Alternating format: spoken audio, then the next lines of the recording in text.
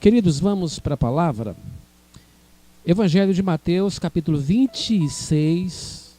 Nós vamos ler do versículo 36 até o versículo 46. Evangelho de Mateus, capítulo 26, do versículo 36 até o versículo 46. Diz assim o texto: Então chegou Jesus com eles a um lugar chamado Getsêmani e disse aos seus discípulos: Assentai-vos aqui enquanto vou além orar. E levando consigo Pedro e os dois filhos de Zebedeu, começou a entristecer-se e a angustiar-se muito. Então lhes disse: A minha alma está cheia de tristeza até a morte. Ficai aqui e vigiai comigo. Indo um pouco adiante, prostrou-se sobre o seu rosto, orando e dizendo: Meu Pai, se é possível, passa de mim este cálice. Todavia, não seja como eu quero, mas como tu queres. E voltando para os seus discípulos, achou-os adormecidos e disse a Pedro: Então, nem uma hora pudesses vigiar comigo? Vigiai e orai, para que não entreis em tentação. Na verdade, o espírito está pronto, mas a carne é fraca. Indo segunda vez, orou, dizendo: Meu Pai, se este cálice não pode passar de mim, sem eu o beber, faça-se a tua vontade. E voltando, achou-os outra vez adormecidos, porque os seus olhos estavam carregados. E deixando-os de novo, foi orar pela terceira vez, dizendo as mesmas palavras. Então chegou junto de seus discípulos e disse-lhes: Dormi agora e repousai. Eis que é chegada a hora e o Filho do Homem será entregue nas mãos dos pecadores. Levantai-vos, partamos, eis que é chegado o que me trai. Vou sentar, queridos, por favor. Glória a Deus. Irmãos, a vida não é fácil para ninguém. Eu costumo dizer aqui na igreja que a vida não é fácil para mim e que a vida também não é fácil para você. Todos nós que estamos aqui neste mundo enfrentamos dificuldades. Todos nós que passamos por essa terra como peregrinos, nós passamos por dificuldades. E Jesus também passou por essa terra, e não passou aqui por essa terra apenas como Deus, mas ele passou aqui também por essa terra como homem. Porque Jesus foi 100% Deus, mas ele também foi 100% homem. Então, quando eu vejo Jesus aqui na terra, eu vejo Jesus sendo Deus na sua totalidade, na sua plenitude, porém, estando como homem, porque ele destituiu da sua glória, a sua glória ficou no céu, ficou com o Pai, e aqui ele esteve conosco como homem. E como homem, ele teve que viver várias situações difíceis, e muito mais difíceis do que a gente costuma viver. Jesus passou por situações muito constrangedoras, situações muito difíceis, situações que ele teve que superar. Ou se a gente não quiser usar essa palavra superação, a gente vai perceber que ele passou situações difíceis, mas essas situações difíceis não o abalou, não o deixou abalado. E a gente vai perceber na palavra que Jesus passou algumas situações difíceis, ele enfrentou algumas situações difíceis em relação a si mesmo,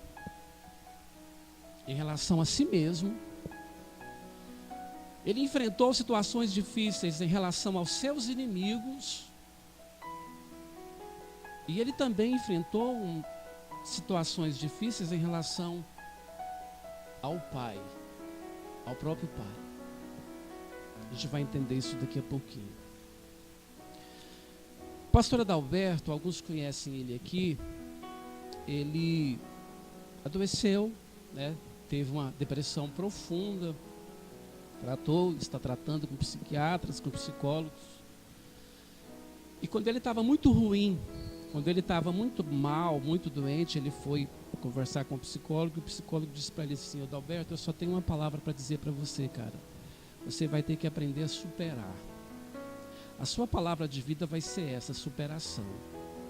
Para você superar as suas dificuldades, os seus limites, as suas angústias. E essa palavra superação, ele disse que passou a ser uma palavra que está o tempo todo diante dele.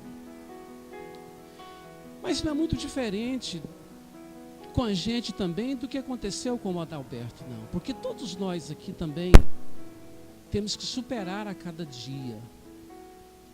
Temos que superar situações a cada momento, a cada instante. Nós temos que superar situações com a família. Nós temos que superar situações no ministério, com a igreja. Nós temos que superar situações nossas, com a gente mesmo. E eu acho que é fácil a gente superar uma situação com o próximo. Mas eu acho muito difícil quando eu tenho que superar uma situação comigo mesmo. Eu acho muito mais fácil brigar com outra pessoa quando eu tenho que brigar comigo mesmo. Porque quando eu tenho que brigar comigo mesmo, às vezes eu prefiro correr de mim do que me enfrentar. Porque se eu me enfrentar, eu vou perder. O José do Egito, ele fez isso. Quando aquela mulher de Potifar chega diante dele, se apresenta diante dele e tenta o agarrar, o José, o que ele faz? Ele corre. Mas ele correu daquela mulher de forma alguma. Ele poderia segurar aquela mulher, ele era forte, jovem. Ele poderia segurar aquela mulher o tempo que ele quisesse. Ele não correu dela. Ele correu dele. Porque ele sabia que se ele ficasse para segurar aquela mulher, ele poderia não aguentar e cair no pecado. Então ele corre. Corre de quem? Corre dele. Eu imagino que as nossas dificuldades, elas são mais difíceis para a gente superar quando a nossa dificuldade é com a gente mesmo. É com o nosso interior. É com a nossa luta interna. É com aquilo que eu gostaria de ser e que eu não consigo ser. É com aquilo que eu gostaria de fazer, mas eu não consigo fazer. Às vezes a minha luta é com aquilo que eu não queria pensar, mas eu não consigo parar de pensar. Às vezes a minha maior dificuldade é quando eu olho para mim mesmo e quando eu me vejo, quando eu me percebo existindo no meio de tantos confrontos, de tantas lutas, e eu não consigo me encontrar, eu não consigo ver como vencer algumas dificuldades, e é aí que eu me prostro diante do Senhor e eu digo para Deus: Deus, eu me rendo, porque não dou conta de lutar comigo mesmo. Não dou conta de lutar comigo mesmo. Agora o Jesus, o nosso mestre, o nosso Senhor, ele também foi homem. Como homem, ele sentiu as mesmas coisas que a gente sente.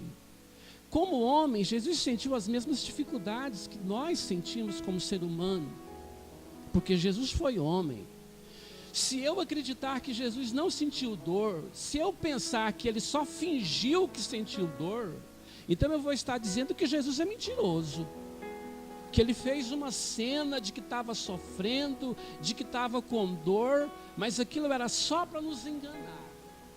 Aquilo era só para mentir para nós, para nos iludir com relação ao seu sofrimento. Então, queridos, quando Jesus se vê como homem, para resgatar o homem, ele vive o estado do homem. E vivendo esse estado de homem, ele teve que superar. E a primeira superação que ele teve que conseguir, não permitir que isso abalasse, e não abalou mesmo de jeito nenhum, foi com relação à sua profissão e com relação à sua morte. O pai de José era carpinteiro. trabalhava com madeira e com pregos. Jesus aprendeu a profissão de carpinteiro por quê? Porque as crianças lá em Israel, elas iam para a escola, elas estudavam, e quando elas chegavam na idade de 10, 12 anos, somente as mais destacadas continuavam estudando e ia estudar com os rabis, com os rabinos. Digamos que ia fazer uma faculdade de teologia. Aquelas crianças que não eram destacadas entre as demais, elas voltavam para casa e tinham que aprender a profissão do pai. Curiosamente, Jesus não se destacou, não foi escolhido para ficar na escola dos rabinos, para fazer um curso superior, digamos, se fosse hoje. Então ele vai trabalhar com seu pai, ele vai aprender a profissão de pai, a profissão de carpinteiro. E durante muitos anos de sua vida, a sua adolescência, provavelmente quase até os 30 anos, ele vai mexer com madeira, prego e madeira. E como que foi a morte dele? Como que foi a morte do Senhor? O Senhor foi pregado numa cruz, no madeiro. Ou seja, o que foi usado para matar Jesus? Foi usado prego e a madeira. Pregaram Jesus na madeira, o levantaram e colocaram diante do povo. Ou seja, Jesus trabalhou toda a sua juventude, a sua adolescência, exatamente mexendo com aquilo que iria ser o objeto de sua morte. Ele conviveu o tempo todo mexendo com aquilo que um dia seria usado para matá-lo, o prego e a madeira. Exatamente a matéria-prima de trabalho de seu pai, de sua profissão, que ele aprende com José, esposo de Maria. Mas Jesus ele não teve dificuldade com isso. Ele soube lidar com isso muito tranquilamente. A gente não vê Jesus deprimido. A gente não vê Jesus procurando ajuda. A gente não vê Jesus sofrendo pelo fato de trabalhar com aquele objeto que seria usado para sua morte. Nós aqui, graças a Deus, não sabemos de que vamos morrer. Nem quero saber, né? Melhor assim, né? Mas Jesus sabia de que ele ia morrer. Jesus sabia como ele iria morrer. E ele sabia que ele seria pregado numa cruz, no madeiro, e seriam usados pregos, seria usado madeira. E ele passa a sua vida trabalhando com os objetos que seriam usados para a sua morte. Mas isso não era problema para ele, isso não foi problema para ele. Por quê? Porque ele soube lidar com isso. Ele lidou com isso o tempo todo, e a gente nunca vê Jesus reclamando e dizendo que queria outra profissão, que não fosse mexer com madeira e prego, porque a madeira e o prego seriam usados para sua morte, e ele queria ficar livre disso. Jesus superou, não se abalou, não teve problema com isso, tirou de letra e caminhou. E foi rumo ao seu propósito, ao seu alvo, ao seu objetivo. E Jesus, ele tem uma atitude de superação, ele tem uma atitude de não se abalar também com os seus inimigos. Amados, a pior coisa na vida da gente se chama inimigo. O nome já diz tudo. Ninguém de nós queremos ter inimigos. Ninguém de nós gostamos de ter inimigos. Mas os inimigos existem. Eu costumo dizer que na vida nós construímos amigos. e que os inimigos eles se constroem sozinhos. Mas algumas vezes a gente participa disso e a gente consegue construir alguns inimigos também, ou pelo menos ajudar nessa construção de alguns inimigos, até mesmo sem a gente querer, ou por algumas vezes a gente querendo. Na vida nós não temos só amigos, na vida também nós temos inimigos. Graças a Deus que nós temos muitos amigos e eu imagino que poucos inimigos, né? Mas Jesus tinha muito inimigo. Jesus tinha amigos, mas também tinha muitos inimigos. Inimigos que se levantaram contra ele, inimigos que mentiram contra ele, inimigos que levaram ele diante das autoridades, inimigos que mentiram para ele ser condenado, inimigos que ajudaram na sua acusação, na sua condenação, e inimigos que o mataram, que o crucificaram naquela cruz, naquele madeiro. Mas quando seus inimigos estão na pior ação que poderia acontecer, que é a ação de morte, o que ele faz? Ele consegue perdoar, ele consegue orar, ele consegue pedir para Deus não imputar diante dele os pecados de seus inimigos. Amados, na nossa vida eu penso que não é fácil para nós superarmos as dificuldades que nós temos com os nossos inimigos, principalmente quando somos afrontados, quando alguém nos afronta, quando alguém nos desafia, quando alguém nos incomoda, quando nós nos sentimos incomodados pelos nossos inimigos. Muitas vezes nós perdemos a razão, muitas vezes nós perdemos o controle, muitas vezes nós perdemos a calma e nós ficamos tão angustiados que nós queremos agir, queremos reagir e queremos fazer vingança, queremos usar as nossas próprias mãos. Basta um problema, basta alguém te afrontar, basta alguém me afrontar, que eu já me visto de possibilidades de criar uma revolta, uma reação, de me contra-atacar, para derrubar o meu inimigo, para destruir o meu inimigo, para não deixar que o meu inimigo prevaleça sobre mim. Certa vez os meninos estavam jogando bola lá na rua de casa, o Alf e mais os coleguinhas dele. Eu tinha comprado uma bola para o Alf de R$18, essas bolas que tem nessas lojinhas aí. A bola, eles brincando de bola na rua, a bola caiu no lote de um vizinho. A bola caiu no lote do vizinho. Aí eles ficaram lá esperando, porque o portão estava trancado, né? O vizinho foi pegar a bola. E aí quando a bola voltam duas bolas. Partida no meio. Ele partiu a bola no meio e devolveu os 2 pedaços de bola.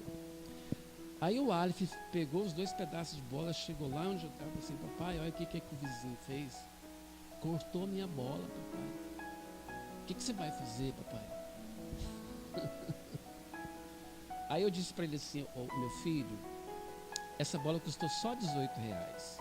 R$18 é muito pouco, não paga uma briga. Vamos deixar para brigar com o vizinho quando a briga for mais cara. Quando for uma coisa muito mais cara, uma coisa muito pior, aí nós vamos brigar com o vizinho. Mas só R$18 a gente vai relevar. Aí ele falou: então tá bom, papai. Foi uma bola, eu não briguei com o vizinho. Mas se fosse outra coisa, talvez eu teria brigado. Queridos, Jesus ele não teve dificuldade de entender, de conviver com seus inimigos. E nem Jesus passou por aqui e ficou livre de inimigos. Até Jesus que passou por aqui, os inimigos se fizeram contra ele. Amados, mas tem uma outra superação aqui que Jesus teve que viver, que ele teve que superar, e que isso provavelmente não o abalou tanto, se bem que abalou. Jesus, como homem, ele sabia exatamente tudo o que iria acontecer com ele. Sabia que seria julgado, sabia que seria condenado indignamente, né, que seria condenado injustamente, sabia que seria morto. Ele conviveu com isso o tempo todo, ele sabia disso desde a eternidade. A Bíblia diz que o Cordeiro de Deus foi morto desde a eternidade.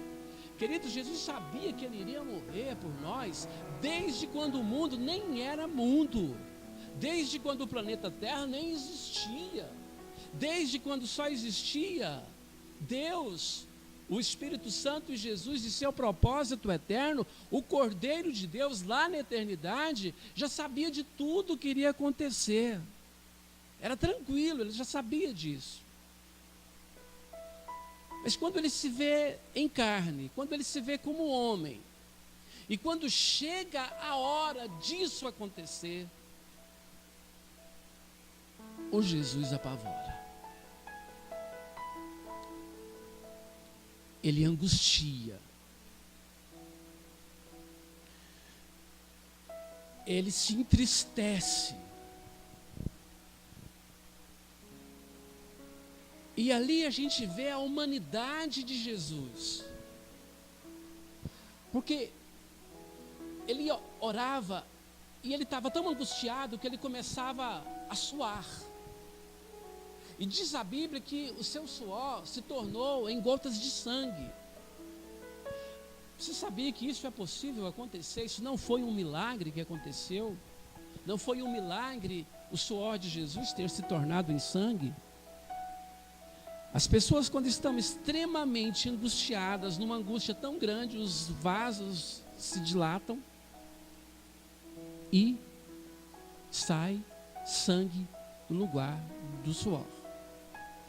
As pessoas que estão lá nos países de pena de morte, quando elas vão morrer no outro dia, algumas pessoas, diante do momento da morte, elas também soam sangue. Porque a dor é tão intensa que os vasos começam a se dilatar. Queridos, a angústia que Jesus passou aqui foi a pior angústia que alguém poderia ou que nem poderia passar. Ele se vê diante de uma agonia, de um pavor, de um sofrimento tão grande, que sabe o que ele faz? Ele pede para o Pai tirar dele aquele momento. Ele sabia o tempo todo que ele morreria daquele jeito, que seria assim. Ele sabia desde a eternidade, mas quando chega a hora, ele se apavora, ele se angustia, ele se entristece, a sua alma se entristece, ele sente medo. E ele fala: Pai, se possível, passa de mim esse cálice. E aí ele fala: mas contudo seja feita a tua vontade. Ele vai nos discípulos, os discípulos estão dormindo, ele volta, ele fala de novo: Pai, se possível, passa de mim esse cálice. Mas contudo seja feita a tua vontade. Ele volta, os discípulos estão dormindo de novo, ele vai pela terceira vez, e ele ora 3 vezes, e pede para o Pai, se fosse possível, tirar dele aquela morte, aquele tipo de morte, aquele cálice, aquela situação. Ele ora 3 vezes, ele fala para o Pai 3 vezes, mas o Pai não ia tirar. Não tinha como o Pai tirar, o Pai não tiraria. E Jesus lá na cruz, quando ele diz para o Pai: Deus meu, por que me desamparaste? A gente percebe uma agonia muito grande de Jesus, parece que não conseguindo ver o Pai ali, perto dele, junto dele, com ele. Mas ele se conforma no propósito que havia estabelecido lá na eternidade. Ele se conforma em saber que a vontade do Pai é perfeita, é agradável e é boa.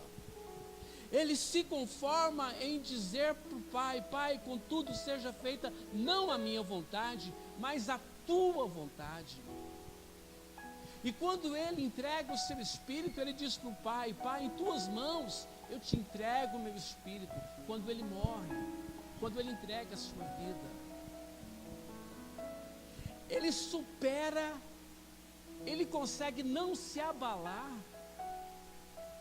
no momento de sua pior dor, na dor da angústia, da morte, do tipo de morte, do tipo de sofrimento, do tipo de exposição, e por uma culpa que não era dele, por uma culpa que era minha, por uma culpa que é sua, por uma culpa que é nossa. Ele vive aquilo dali, ele se entrega para aquilo dali, e ele se rende ao propósito do Pai, porque ele sabia que o propósito do Pai era aquele que tinha que ser daquela forma. Ele aceita, ele se entrega, ele se rende.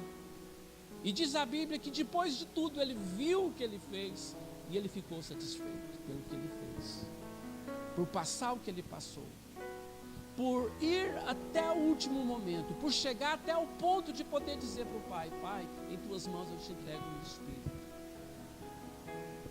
Por chegar diante de tudo e ver que tudo já estava completo, tudo já estava realizado. Ele então entrega o seu espírito ao Pai. E nós vemos aqui um Jesus 100% homem, que vence todas as dificuldades, todos os obstáculos, todas as situações difíceis que passaram pela sua vida. E ele vence. E ele vence porque ele sabe que o propósito do Pai era um propósito bom, que o propósito do Pai era um propósito eterno, que o propósito do Pai era um propósito de vitória, e que depois o próprio Jesus olharia para a sua obra e iria se alegrar nela e ver que o trabalho que ele fez não foi perdido, não foi em vão, que ele nos resgatou para ele. Queridos, finalizando aqui essa palavra nessa noite, a gente nasce, a gente cresce, desde pequeno a gente tem que aprender a lidar com as situações da vida. A gente tem que aprender a lidar com dinheiro, a gente tem que aprender a lidar com família, a gente tem que aprender a lidar com as dificuldades da vida. E nós vamos passando pela vida e vamos aprendendo e vamos superando algumas coisas, outras não, mas vamos tendo novas oportunidades e vamos vivendo e vamos crescendo a cada dia, a cada momento. Mas a nossa vida, queridos, a vida cristã, ela é feita de superação. Superação. E como que é essa superação? Fé. Fé. É entrega. É rendição. É se render diante do Pai e dizer: teu propósito é bom. Teu propósito é bom. Ainda que eu esteja sofrendo, ainda que eu não quisesse passar por isso, mas o propósito do Senhor é bom, e eu me conformo em aceitar o teu propósito. Jesus se conformou em aceitar o propósito do Pai, por isso Ele é quem Ele é. Está sentado à direita de Deus, tudo está nas mãos dele, tudo esteve nas mãos dele, tudo vai estar nas mãos dele. E quando ele se fez um de nós, se fez homem, ele venceu, e venceu em tudo, e nos deixou esse exemplo, e nos deixou esse caminho para ser seguido, caminho de superação. No mundo tereis aflições, mas tem de bom ânimo, eu venci, vocês também vencerão. E Jesus, ele pode dizer com muita propriedade que ele venceu, porque ele venceu mesmo. Ele venceu mesmo. E nós, com ele, vamos vencendo. A cada dia nós vamos vencendo. Hoje nós passamos por dificuldades, mas nós estamos de pé. Se amanhã a gente passa por dificuldade, nós estamos de pé. Cada dia que passa na nossa vida, nós vamos estar de pé diante do Senhor, vencendo todos os obstáculos que a vida coloca diante de nós, que nós colocamos diante de nós, que o diabo coloca diante de nós, que Deus coloca diante de nós para nos tratar. E nós vamos vencendo e vamos superando toda dificuldade até chegarmos à estatura de varão e de varoa perfeita diante do Senhor. Então, queridos, nessa noite, o que fica do que eu estou dizendo para você? Ergue a sua cabeça, confie em Deus, conforme na certeza de saber que o propósito de Deus é bom. É bom. Você pode estar sofrendo, mas o propósito de Deus é bom. Conforme-se com isso, erga a sua cabeça e vamos caminhar na nossa fé. Não vamos desistir, não vamos deixar que nada nos abale, porque Jesus não deixou nada abalar Ele. E Ele passou por dificuldades, assim como nós passamos também. Amém, queridos? Vamos ficar de pé, vamos orar. Vamos agradecer ao Senhor por essa palavra. Deus, em nome de Jesus, nós queremos agradecer ao Senhor nessa noite, Pai, pela Tua palavra. Sabemos, meu Deus, que o Senhor é que alimenta a nossa vida. Ó Deus, o que importa para nós é sermos alimentados pelo Senhor. O que nós não queremos, meu Pai, é sermos pessoas distantes da Tua palavra, Pai. Nós queremos que a Tua palavra seja o nosso alimento. Nós queremos crescer na graça, crescer na comunhão, Pai. Deus, em nome de Jesus, muito obrigado pela Tua palavra, que a Tua palavra complete no nosso coração aquilo que o Senhor preparou para nós. Em nome de Jesus.